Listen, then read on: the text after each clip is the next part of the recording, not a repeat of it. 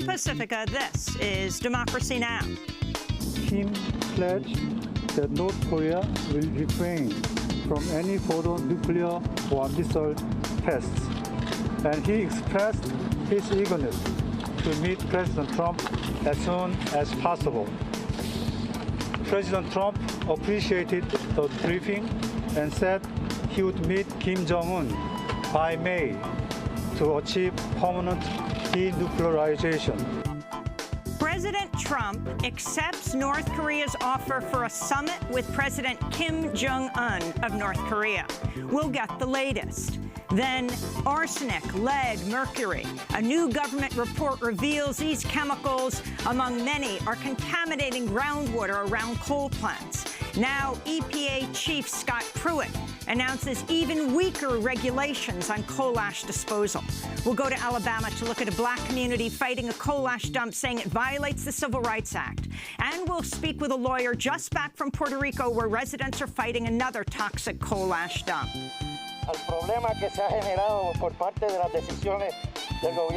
The government of Puerto Rico is creating a health problem, an environmental problem, and a problem for the future and the coming generations. We want Puerto Rico to close the coal-fired power plant. Then overlooked. Since 1851, obituaries in the New York Times have been dominated by white men. Now, the Times is adding the stories to begin with of 15 remarkable women to fill in the gaps. The list might surprise you. It includes the pioneering anti-lynching journalist Ida B. Wells, the poet Sylvia Plath, Chu Jin, who is known as China's Joan of Arc. None of them in obituaries in the Times at the time of their death. All that and more coming up.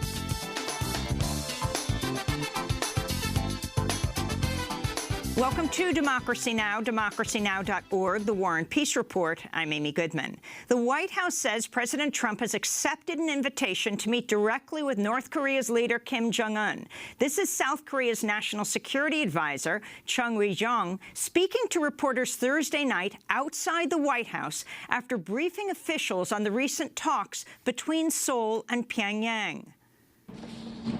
President Trump appreciated the briefing and said he would meet Kim Jong-un by May to achieve permanent denuclearization. The South Korean official went on to say the meeting would take place within 2 months. No sitting U.S. president has ever met with a North Korean leader. Kim Jong-un has never met another head of state. Thursday night's announcement was a complete surprise. It came at a time when Trump has been beset with escalating questions about his alleged affair with the adult film star Stormy Daniels, including questions about whether a $130,000 payoff to her sent by Trump's personal lawyer only days before the 2016 election could have violated federal election law. Thursday's announcement of direct talks even appeared to be a complete surprise within the Trump White House. Only hours earlier, Secretary of State Rex Tillerson said talks were a long way away. In terms of direct talks with the United States, and you asked negotiations, and we're a long ways from negotiations. I think we just need to be very clear-eyed and realistic about it. That was the Secretary of State Rex Tillerson speaking Thursday in Addis Ababa, Ethiopia. This is Tillerson speaking today in Djibouti. In terms of the decision to engage between President Trump and Kim Jong-un, that's a decision the president took himself. The potential talks between President Trump and North Korean leader Kim Jong-un come after a delegation of South Korean officials traveled to Pyongyang to meet with President Kim Jong-un, where he said he'd suspend nuclear weapons testing in order to hold talks with the United States. We'll have more on the possible talks after headlines. In Syria, the government is continuing to launch airstrikes and shelling against eastern Ghouta outside the capital, Damascus. Monitors say more than a dozen people were killed Thursday. The group Doctors Without Borders says more than 1,000 people have been killed and nearly 5,000 more have been wounded in the last 2 weeks alone. On Thursday, France reiterated its threats of intervention against the Syrian government if claims of chemical weapons attacks in west and eastern Ghouta are verified. The Syrian government has repeatedly denied carrying out chemical weapons attacks during the ongoing conflict, including in eastern Ghouta. In Afghanistan, police officials say at least 7 people were killed and 7 others wounded in a suicide attack in the capital, Kabul, today. Meanwhile, Pakistani officials say a suspected U.S. drone strike in eastern Afghanistan near the border with Pakistan killed more than 20 people Wednesday. The officials say the victims were members of the Pakistani Taliban. President Trump signed controversial orders to impose tariffs on imports of steel and aluminum on Thursday while surrounded by steel workers. Today, I'm defending America's national security by placing tariffs on foreign imports of steel and aluminum. We will have a 25% tariff on foreign steel and a 10% tariff on foreign aluminum when the product comes across our borders. The tariffs, which have sparked tensions with U.S. allies, will temporarily exclude Mexico and Canada, despite the White House earlier saying there would be no exceptions to the tariffs. Due to the unique nature of our relationship with Canada and Mexico, we're negotiating right now NAFTA, and we're going to hold off the tariff on those 2 countries to see whether or not we're able to make the deal on NAFTA. National security, very important aspect of that deal. After signing the tariffs, Trump now heads to a steel mining area of Pennsylvania, where he'll hold a rally Saturday night to campaign for Republican congressional candidate Rick Saccone, who is facing off against Democratic former prosecutor and Marine Corps Captain Connor Lamb in a special election March 13th. The special election will fill the seat vacant by Republican Tim Murphy, who resigned last year after revelations that the vehemently anti-abortion lawmaker had pressured a woman he was having an affair with to have an abortion.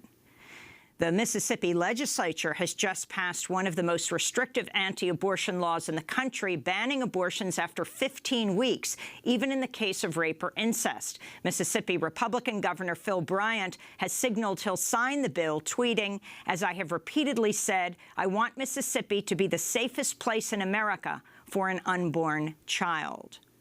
The White House is refusing to comply with the House Oversight Committee's investigation into how former White House Staff Secretary Rob Porter was allowed to work with interim security clearances. The FBI says Porter didn't receive full security clearances because his background check was held up by accusations of verbal and physical abuse by his 2 ex-wives. The White House knew these allegations were holding up his background check, but it continued to allow him to serve in the administration until Porter was forced to resign when a photograph of Porter's first wife, Colby Holderness, appeared with a black eye.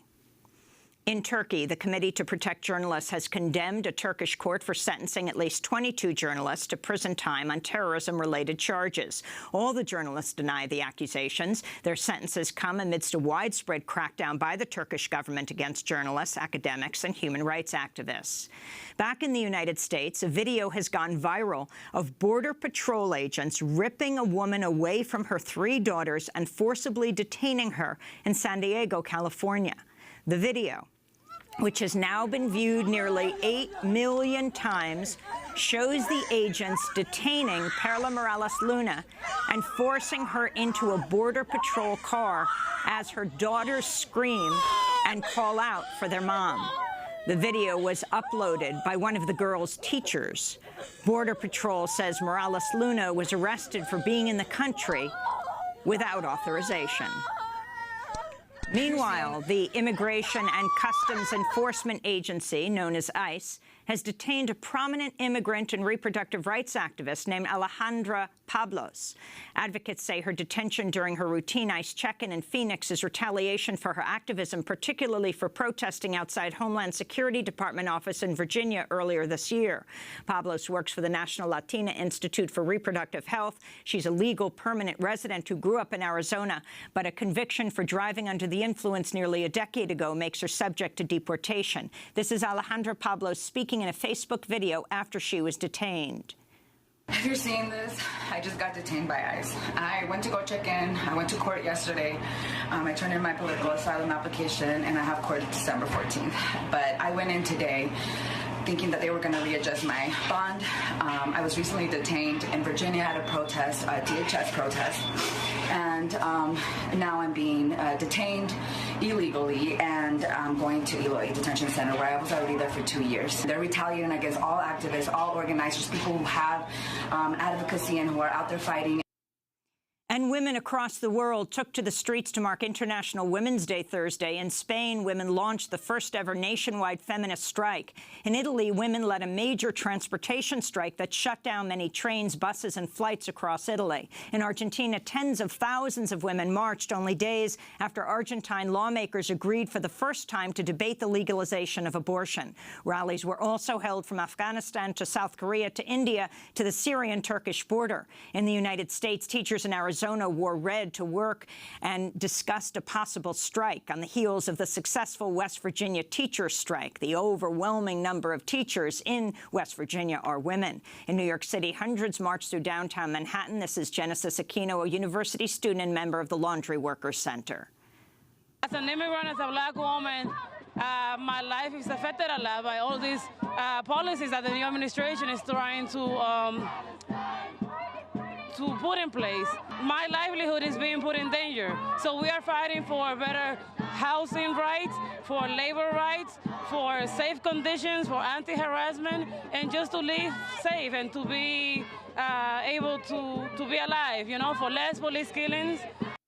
Later in the broadcast, we'll speak with the New York Times editor who's launched a new series called Overlooked, which is publishing obituaries about extraordinary women that did not have obituaries written up about them at the time of their deaths. People like Ida B. Wells, Sylvia Plath, and others. And those are some of the headlines. This is Democracy Now!, democracynow.org, The War and Peace Report. I'm Amy Goodman. The White House says President Trump has accepted an invitation to meet directly with North Korea's leader, Kim Jong-un. This is South Korea's National Security Advisor, Chung Wei-young, speaking to reporters Thursday night in the dark outside the White House near the portico after briefing officials on the recent talks between Seoul and Pyongyang. I expressed President Moon Jae-in's personal gratitude for President Trump's leadership. I told President Trump that in our meeting, North Korean leader Kim Jong-un said he is committed to denuclearization. Kim pledged that North Korea will refrain from any further nuclear or missile tests. He understands that the routine joint military exercises between the Republic of Korea and the United States must continue. And he expressed his eagerness to meet President Trump as soon as possible. President Trump appreciated the briefing and said he would meet Kim Jong-un by May to achieve permanent denuclearization. The South Korean official went on to say the meeting would take place within 2 months. No sitting U.S. president has ever met with a North Korean leader. Kim Jong-un has never met another head of state from anywhere in the world. Thursday night's announcement was a complete surprise to many. It came at a time when Trump has been beset with escalating questions about his alleged affair with adult film star Stormy Daniels, including questions about whether a $130,000 payoff to her to be quiet, sent by Trump's personal lawyer only days before the election, could have violated federal election law. Thursday's announcement of direct talks even appeared to be a complete surprise within the Trump White House. Only hours earlier, Secretary of State Rex Tillerson said talks were a long way away. In terms of direct talks with the United States, and you asked negotiations, and we're a long ways from negotiations.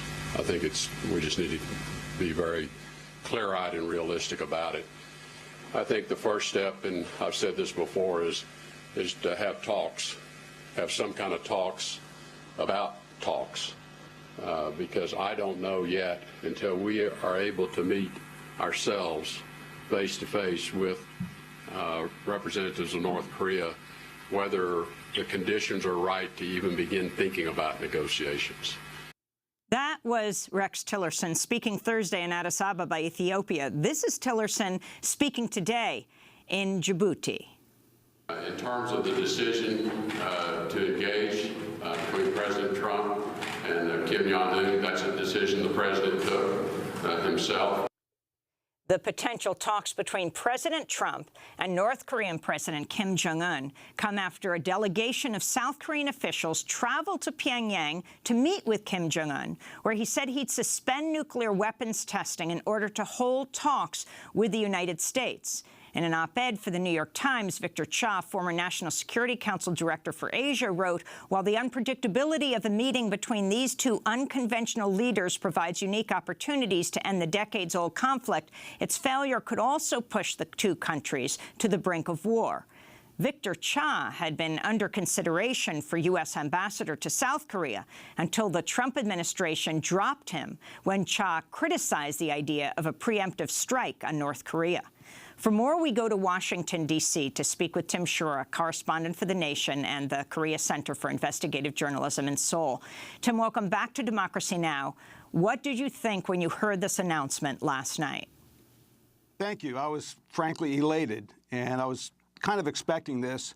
And I want to take a moment here of personal privilege to say I've been on this show for 10 years talking about the need for the United States to talk directly to North Korea to resolve this crisis and bring an end to the Korean War. And I feel very vindicated today that this has happened. Against the wishes of the media, the think tanks here who've been down on this idea and who have criticized it and are still criticizing it as we speak. They cannot deal with the fact that the two Koreas have come to an agreement to reach a peace accord in the Koreas and end this state of war between the United States and North Korea. And I think it's a very, very important day, and we should be very gratified for the work of President Moon Jae-in. A year ago, I interviewed President Moon Jae-in. I was the only American reporter to talk to him during his presidential campaign last May. And he told me, the South Korean president now. The South Korean president who was elected in May. And Mr. Moon told me that, in reference to the criticism from people in Washington that he would divide the U.S. and South Korea by pushing for peace engagement with North Korea, he said, well, in my view, if we can resolve the situation between North and South Korea and resolve the tensions between North Korea and the United States, that would be good for the United States and that would be good for President Trump. And his gamble was correct. He took it and it worked. And we now have the situation where Moon has helped negotiate a move toward talks that are going to lead to a conclusion to this crisis. And I think it's a really terrific day for Korea and for peace in the world. So if you can talk about the tick-tock of this yesterday that we've come to understand, you have these South Korean officials apparently in the White House, not there speaking to President Trump, but to other people in the White House to report on the meeting they just had with President Kim of North Korea in Pyongyang. Trump hears that they are around and asks to speak to them. And it's after that that he, this according to the New York Times, pokes his head into the press room to give reporters the heads up about what's about to happen. And then it was the South Korean officials who walked outside into the night under the portico, the national security advisor of South Korea, and made this announcement. Well, the significance is that when President Moon took office last May, he said South Korea should be in the driver's seat of the Korea Peace Initiative and engagement with North Korea. South Korea should be in the driver's seat. And he has remained there and he has stayed there. He made offers last year to North Korea to meet. They rejected it. They didn't respond for over a year as they kept going on their nuclear and missile program to defend themselves against what they believe is a threat from the United States. And finally, on January 1st, Kim Jong-un said he would send a high-level delegation to the Olympics and would engage with talks with South Korea. And this is a result of the South Korean initiative. And so, the fact that Trump may have poked his head in there and may have heard about the meeting briefing at the last minute shows that South Korea is, in fact, in the driver's seat. And I think that's very important. And, the United States has been supporting these initiatives, despite the fact that, Vice President Pence went to the Olympics and completely ignored the North Koreans behind him and was very rude to his Korean hosts. They know that these talks have been going on. And so I think we really need to focus on the role that South Korea has played and the historical, the history of North-South engagement and talks. So where do you expect? They're saying that this summit will take place in May. Where do you expect it will take place? Might President Trump go to North Korea, South Korea? The six-party talks were held in China. They have not said anything at this point of whether they would do this and host this. That's anybody's guess. I mean, I'd be surprised, frankly, if Trump did go to Pyongyang, but that's a possibility. It might be in a city, close to there, such as Beijing, even a city in Russia, in that part of the Pacific area.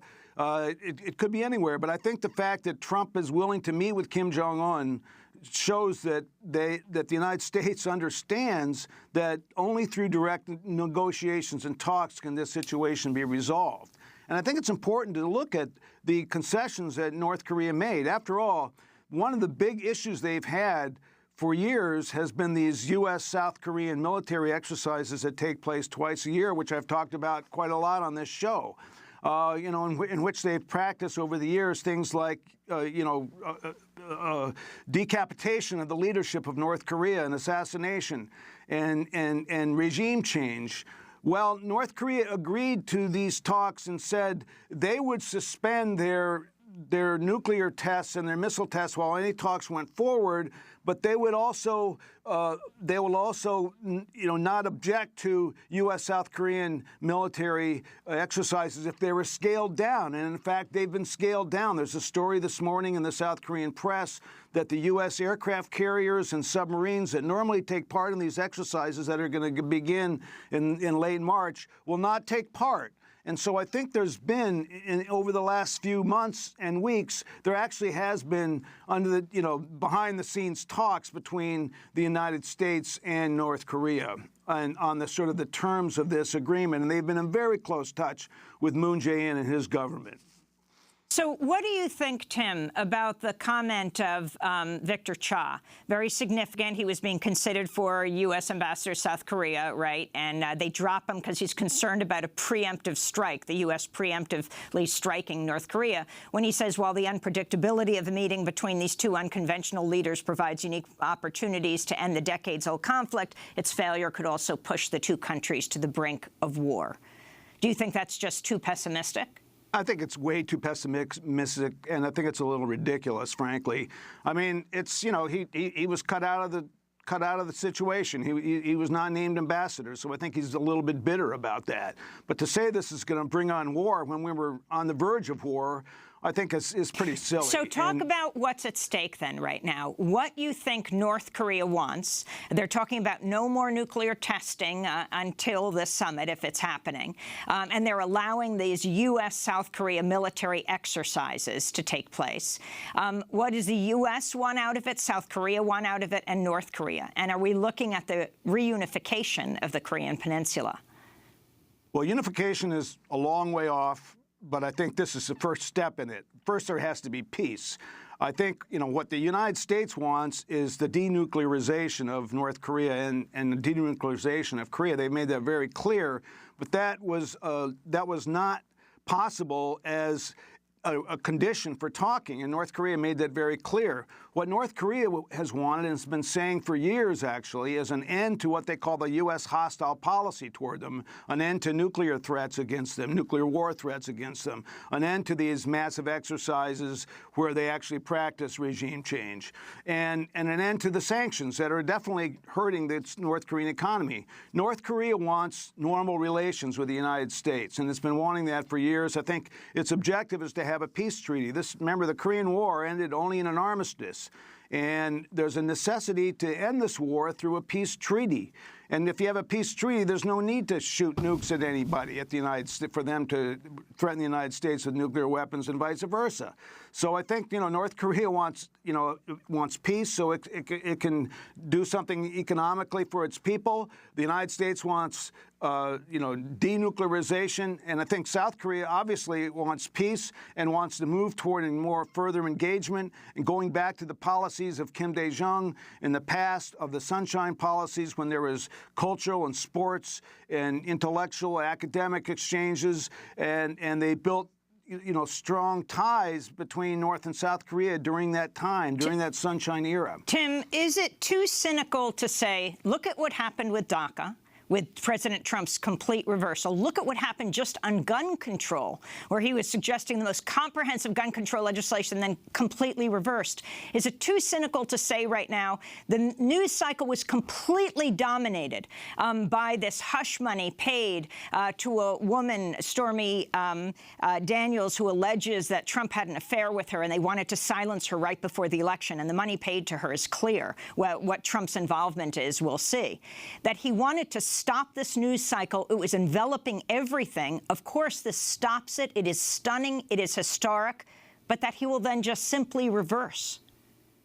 Well, you know, Trump is totally unpredictable. That's for sure. But no, I think it is too cynical to say that. Yes, I think, you know, these negotiations have been going on for weeks now. I mean, Kim Jong-un made his overture on January 1. Moon Jae-in accepted almost immediately, and talks began right after that. The North sent the highest delegation ever to go to South Korea since the Korean War during the Pyeongchang Olympics. And they met and discussed for hours, you know, the possibilities of negotiation, the possibilities of moving forward on engagement.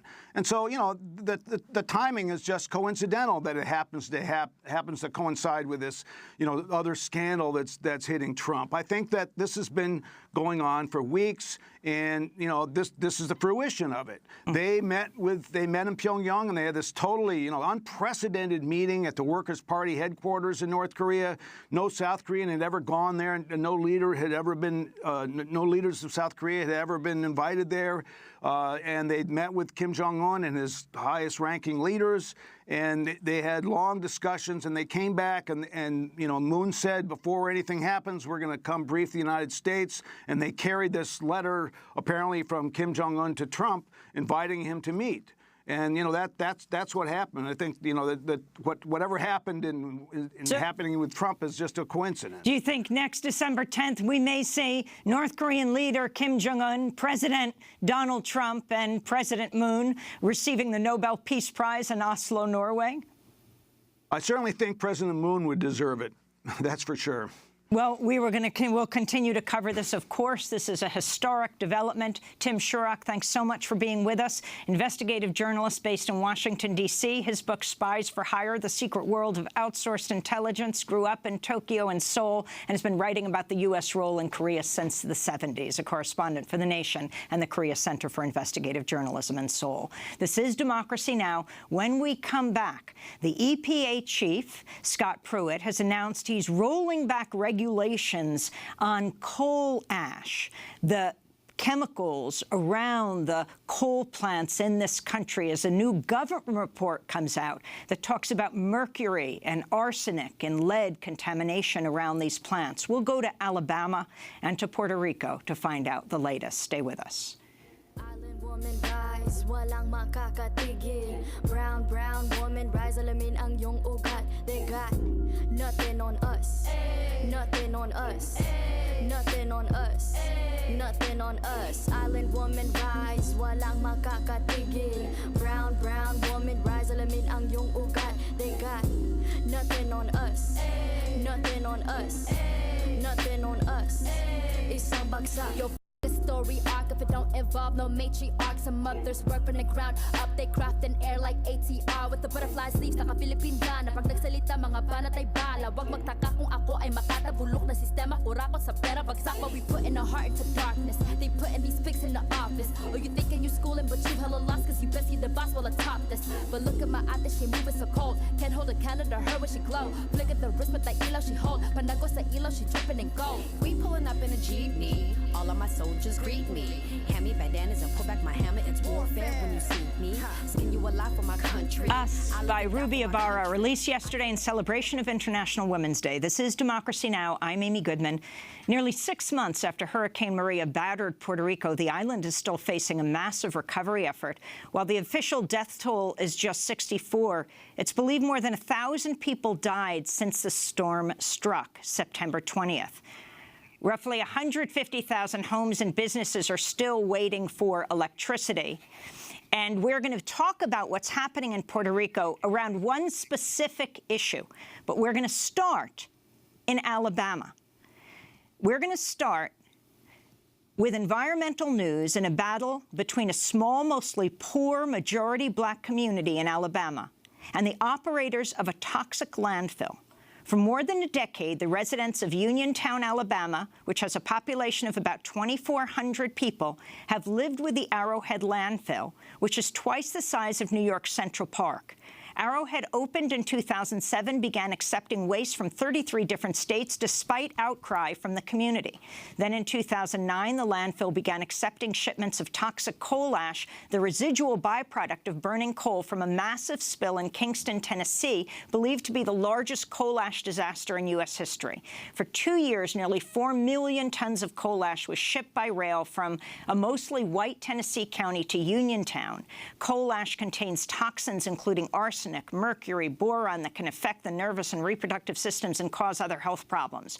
According to the EPA, people living within a mile of unlined coal ash storage ponds have a 1 in 50 risk of developing cancer. In 2013, several dozen Uniontown residents filed a complaint under the Title VI of the Civil Rights Act. Well, this week, the EPA dismissed the claim, saying there's insufficient evidence that authorities in Alabama had breached the Civil Rights Act. This comes as new government data reveals coal ash has contaminated water with arsenic and radium and other toxic chemicals near coal-fired plants around the country. The data was released just one day after EPA Administrator Scott Pruitt said the agency would further weaken federal regulations on coal ash disposal. Meanwhile, President Trump has nominated Dow chemical lawyer Peter Wright to head up an Environmental Protection Agency unit tasked with overseeing the disposal of hazardous waste and chemical spills at toxic Superfund sites. Well, we have a lot to talk about with several people. We're going to Montgomery, Alabama to speak with Ben Eaton, Vice President of Black Belt Citizens Fighting for Health and Justice and a resident of Uniontown, Alabama. In Washington, D.C., we're joined by Mustafa Santiago Ali, former head of the Environmental Justice Program at the Environmental Protection Agency, who resigned from the EPA a year ago to protest the Trump administration's proposal to scale back severely the size and work of the agency. We welcome you both to Democracy Now! Ben Eaton, let's begin with you. Talk about what's happening in your community in Alabama, in Uniontown. Well, the things that are happening in my community in Uniontown is ridiculous when it comes to coal ash, or when it comes to our rights to live in a well-protected or a protected equally place like everyone else. We have a number of problems from landfill, coal ash, sanitation, bad odors. It never stops. But this is some of the things. These are some of the things that are happening in Uniontown. Well, explain exactly what this plant is, how the community has been affected, how long you've been fighting this, and what this rollback, even further, of environmental regulation will mean.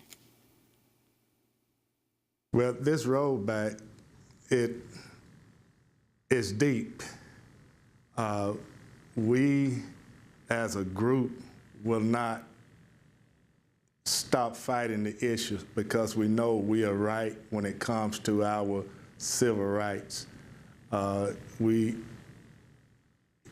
problems that are happening in Uniontown are ridiculous, and to get no help and support from the agencies that actually are supposed to protect the community, they're not giving us that. If anything, they are only supporting themselves or doing things that makes them look good. It doesn't help the community at all. Can you explain your reaction to the EPA dismissing the civil rights claims brought by members of the community in Uniontown? My feelings is ridiculous. For an agency that's supposed to protect the citizens and the environment, opt out to say we didn't have a claim from insufficient of evidence. The Alabama Department of Environmental Management, they have a non-discrimination obligation, and the EPA has the ability to force those obligations.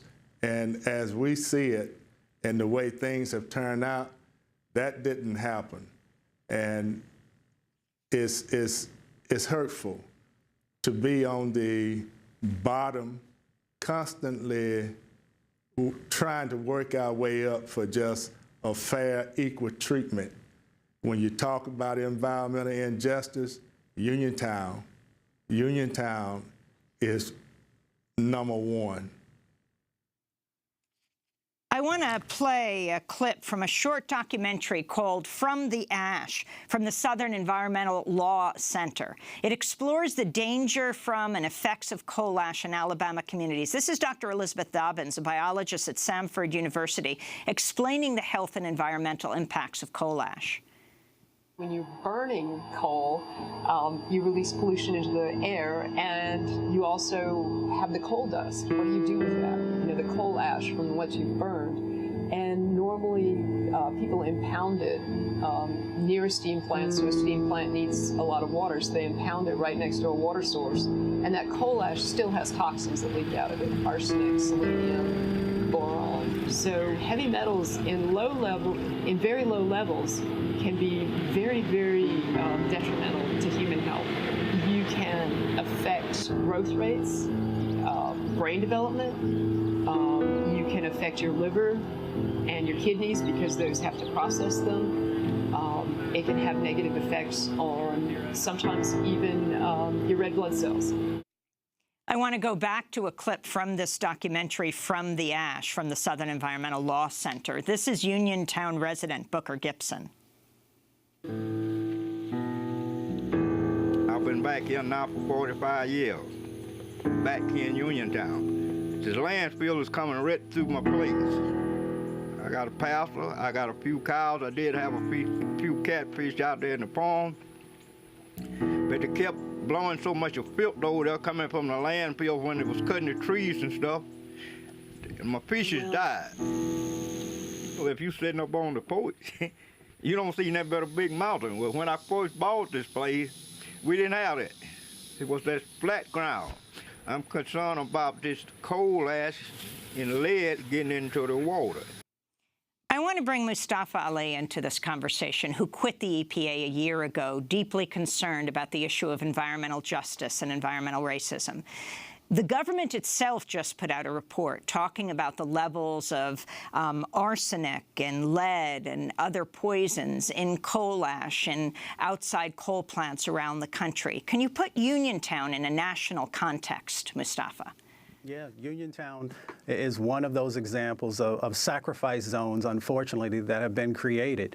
You know, when you look at that most recent study, you see that even when, you know, the folks were doing the analysis, that you have these elevated levels of a number of toxic chemicals that are in the water. And you know, everyone has a right to clean air and to clean water. So when you have these types of egregious situations that are going on, and has been shared, when you come to the federal government, in many instances as a last resort, hoping that they will help and stand up and do the right thing, unfortunately, we find that far too many of our communities of color and lower income communities are continuing to be disproportionately impacted and cannot find relief from this pollution that is happening inside of their communities. In many, many instances, folks are living in a survival type of a situation. And the federal family, especially the Environmental Protection Agency, has a distinct responsibility for protecting public health and the environment. And when they do not do that, where do people turn? Can you talk about the actual utility companies' report? I mean, this is amazing. This isn't an environmental group's report. Right. This is the utility companies releasing information about what's outside these coal-powered plants. Yeah, well, you know, there's an interesting dynamic that's going on in this space. One, when the utility companies did their own sets of analysis, of course, they found that the water, you know, is being impacted, a number of different chemicals that are in that space. The other dynamic that's going on that folks should be very aware of is that the Obama administration tried to put in place, you know, some additional protections. And now we have the current administration who's trying to roll those back, who is trying to take $100 million away from the analysis that could be in place of checking the water quality, to checking to see if there's any leaching that's going on, and then giving the responsibility back to the states and also to the utilities themselves to make some decisions if they feel that it's necessary to monitor and to do these analyses. And we know that, you know, we need to have a uniform process across the country because, unfortunately, what's happening in Alabama, what's happening in Uniontown is also happening across the country.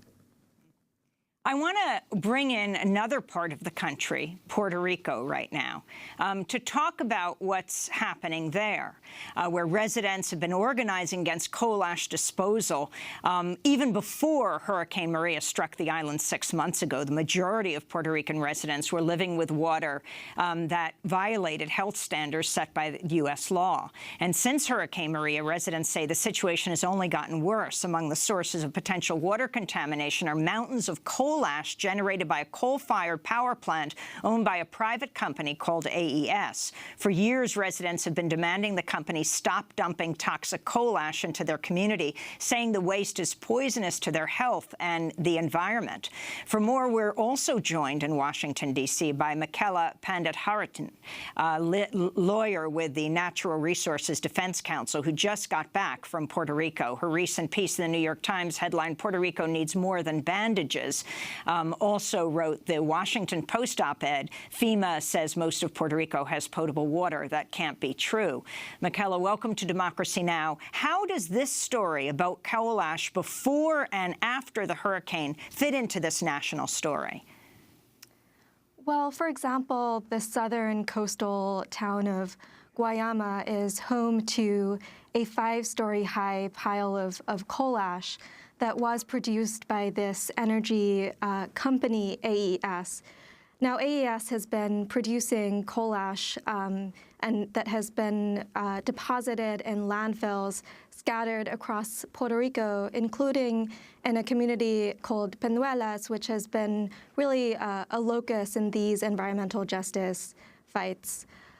Coal ash does pose significant human health risks, in part because it produces what's known as fugitive dust. That's when parts of the coal ash stack will blow away during a windy day and contaminate the surrounding environment.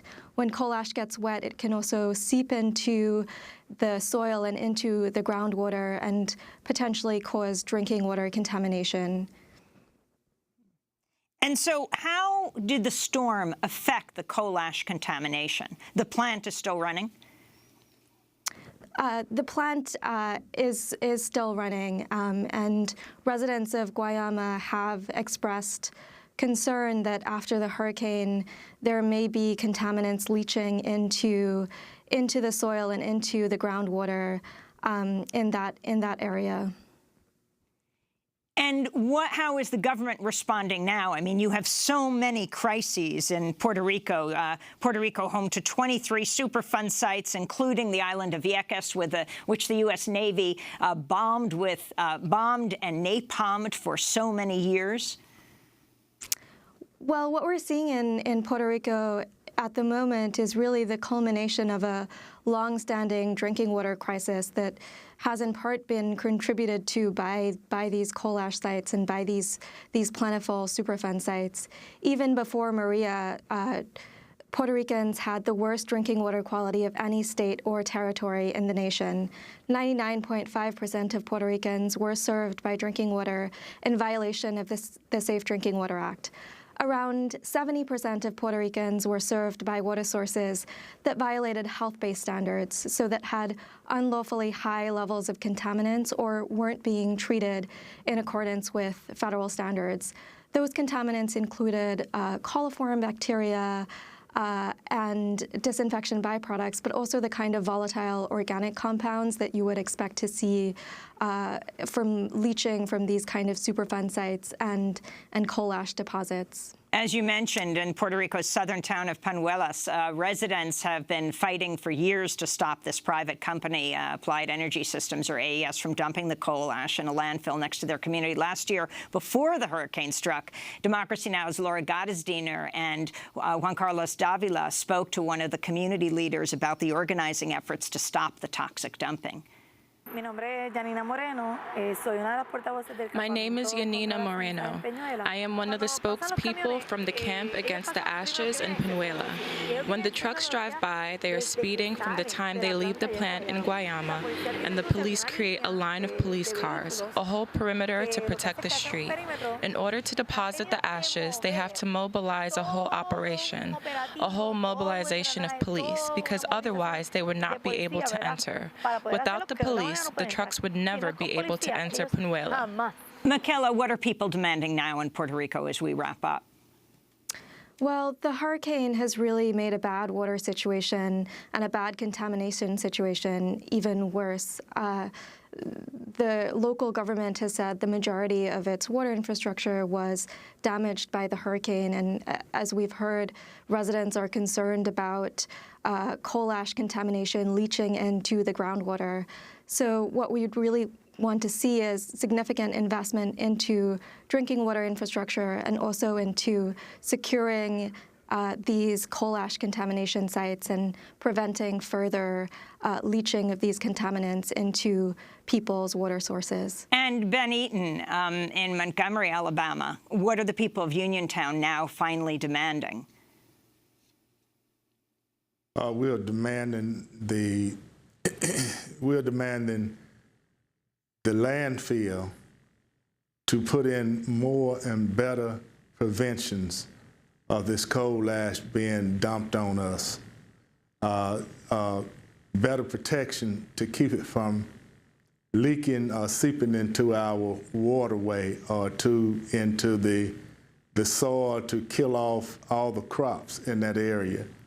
We're just constantly fighting from one thing to the next. Our last attempt was, in order to have any kind of justice, is to have someone in the office to actually protect the people and not for a personal issue. And that's why I have decided to run for county commissioner in District 5 in Uniontown. And in this district, guess who's in it? The landfill. So this is one of the ways that we are planning on taking the fight in not another direction, but hopefully in a more positive way. Well, I want to thank you all for being with us. Ben Eaton of Black Belt Citizens speaking to us from Montgomery, Alabama, about his town, Uniontown, dealing with coal ash. Mustafa Ali, former head of the Environmental Justice Program at the Environmental Protection Agency. And finally, just back from Puerto Rico, Michaela Pandit-Hiratna of the Natural Resources Defense Council. We'll link to your pieces in the Times and the Washington Post. This is Democracy Now! When we come back, who gets included in obituaries in the New York Times and who gets left out? Stay with us.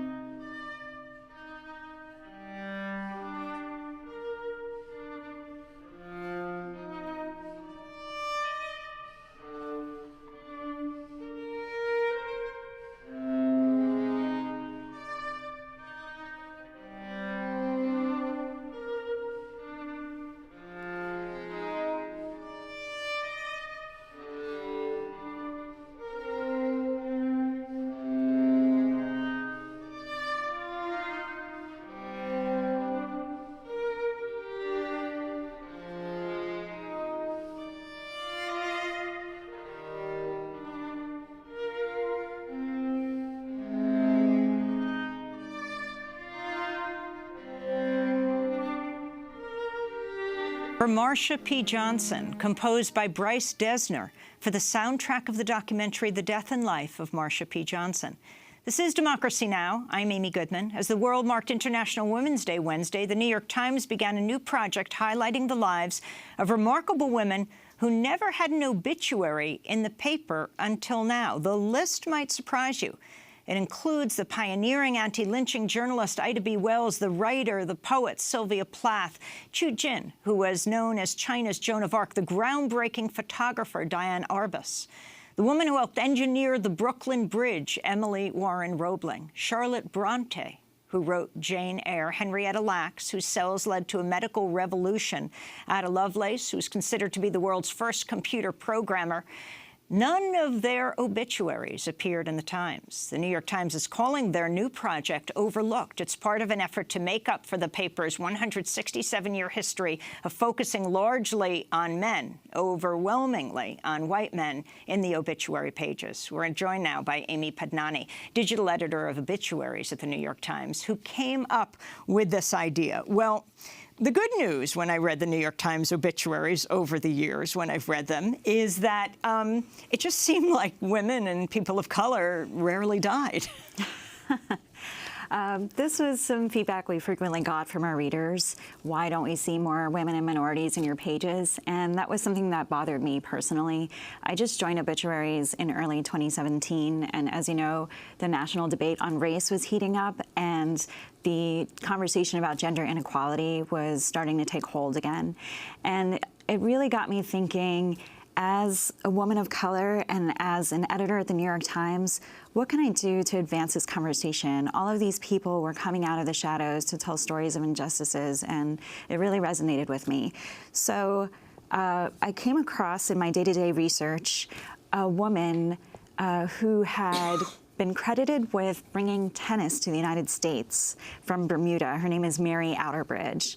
She started the first tennis court on Staten Island, of all places, and I used to live on Staten Island. It's a place that's near and dear to my heart, and I thought, what a neat nugget about history. So I checked to see if we had done an obituary on Mary Outerbridge, and we hadn't. So I kind of tucked that away in the back of my mind. And through my research, I started coming across more and more names like this. We, as you noted, came across some really surprising ones like Diane Arbus and Sylvia Plath. So let's talk about who they are. Diane Arbus. Sure, the brilliant photographer Diane Arbus. She was known for photographing people kind of on the outskirts of society, sideshow people, dwarfs. Some wondered if she did it for attention in a way, but others really thought the photos were remarkable and artistic. And she had a lot of fame in her own lifetime, so we were surprised when there was no obituary about her death. And Ida B. Wells.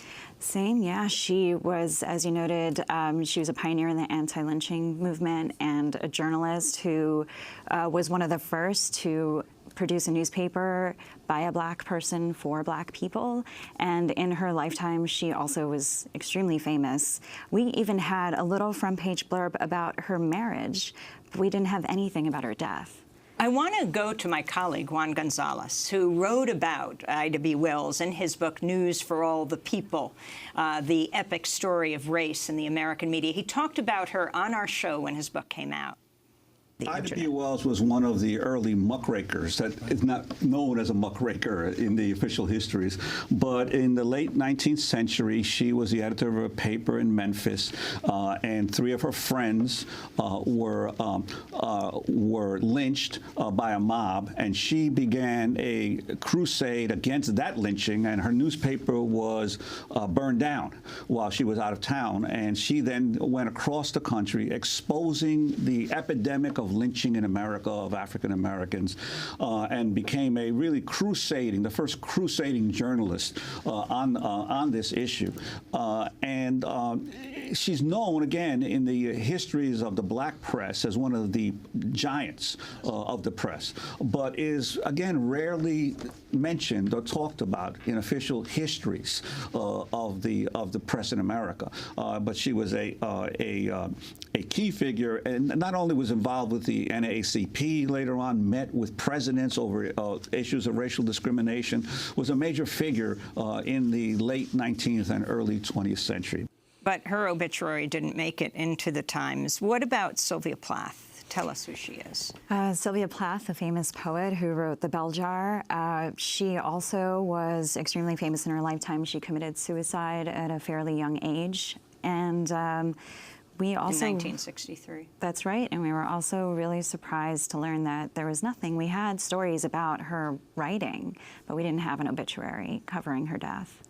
American poet, American novelist, short story writer, born in Boston. I wanted to go to a clip of Sylvia Plath reading from part of her very famous, painful poem, Daddy. You do not do any more black shoe in which I have lived like a foot for 30 years, poor and white, barely daring to breathe or chew. Daddy, I have had to kill you. You died before I had time, marble heavy, a bag full of God, ghastly statue with one gray toe big as a Frisco seal, and a head in the freakish Atlantic, where it pours bean green over blue in the waters off beautiful Nauset. I used to pray to recover you, ach du. And I want to turn to that documentary, Going Where I've Never Been, the photography of Diane Arbus. In this clip, we hear Arbus's friend Mary Claire Costello reading Arbus's musings on photography. Diane Arbus also committed suicide. Is that right? I was just curious. It would be very hard to say to someone, I want to come to your house and have you talk to me and tell me the story of your life. I mean, people are going to say you're crazy. Plus, they're going to keep mighty guarded. But the camera is a kind of license. And for a lot of people, they want to be paid that much attention. And that's a reasonable kind of attention to be paid. Nella Larson. And that was reading the words of Diane Arbus. Nella Larson. Amy. So Nella Larson was a literary star during the Harlem Renaissance in the 1920s and 1930s. She wrote a couple of books that are still discussed in classrooms today, addressing issues of race and pressures that middle-class black families would feel. And so she was accused of plagiarism later on in her life, and she eventually withdrew from the limelight. She died alone in her apartment, and her body was found days later. So she kind of died in obscurity. Explain this. I've got the section that's coming out on Sunday. The New York Times, the front page, it's almost white, but it's got the photographs leaching through from the inside of these 15 women to the outside. This was a concept we came up with. We wanted it to have that feeling of these women are no longer overlooked. They're now coming out of the woodworks. They're coming out of the shadows, and we're finally giving them their due. What percentage of people in the obituaries are still white men? About 4 out of 5 obits are on white men. On men. I don't have the figures for people of color. So, yeah, about 80% of our obituaries are about men. So how will this affect the obituaries going forward? Well, I'm really hoping that it will help raise awareness and continue the conversation. We also recently hired our very first gender editor, Jessica Bennett, and we have a race-related team, and their goals are to infuse the entire newsroom with a different way of thinking. So they're not relegated to this one corner of the newspaper. They're everywhere, and they're really tasked with changing the tone, the white male tone of media and of the New York Times, and bringing new perspectives. So I'm very hopeful that will help with our initiative, too. Well, Amy Padnani, I want to thank you so much for being with us, for coming up with this very important idea. We'll see if filling in the gaps of the past makes a difference in the present and the future, but we're going to link to this remarkable special section at democracynow.org. It's called Overlooked. I'm Amy Goodman. Thanks so much for joining us.